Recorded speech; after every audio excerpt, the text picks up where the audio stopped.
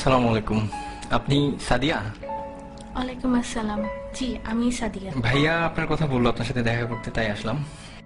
আসলে আপনার সাথে কিছু জরুরি কথা বলা দরকার। এই মুহূর্তে আমার তেমন কিছুই নেই, চাকরি নেই, পড়াশোনা মাত্র শেষ হলো। সুতরাং বুঝতেই পারছেন বিয়ের জন্য যে একটা মানসিক প্রস্তুতি, তার কোনোটাই আমার নেই। আর আমি জানি ভাইয়া আপনাদের ফ্যামিলিকে অনেক পছন্দ করে, এই জন্যই ভাইয়া চাই যে আমি আপনাকে বিয়ে করি।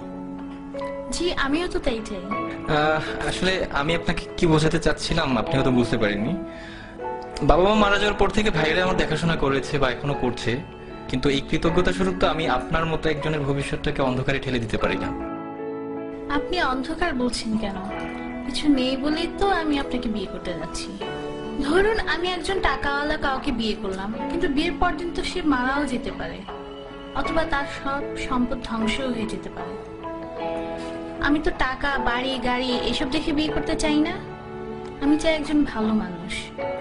তাছাড়া আজকালকার ছেলেদের যে অবস্থা, তারা যেভাবে চলাফেরা করে, এদের মধ্যে তো ভালো ছেলে পাওয়াটা খুবই মুশকিল। আমি যতটুকু জেনেছি আপনি একজন বিশ্বাসী মানুষ এবং প্র্যাকটিসিং মুসলিম। কিন্তু একটা ব্যাপার কি দেখেন, জীবনে চলতে টাকাটা অনেক বেশি জরুরি। আত্মীয় স্বজন কিংবা বন্ধু বান্ধব যেখানেই যান না কেন, অর্থ ছাড়া আপনি কোনো দাম পাবেন না।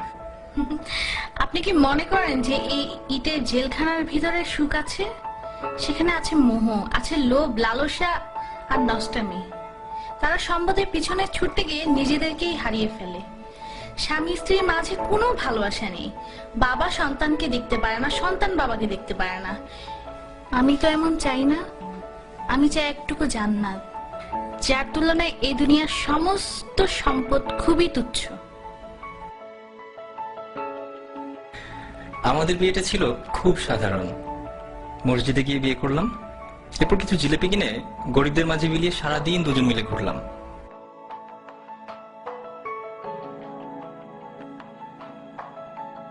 আপনি জানতে চাইতে পারেন কি ছিল আমাদের মাঝে? কিছুই না, একটি শক্তিশালী বিশ্বাস মাত্র।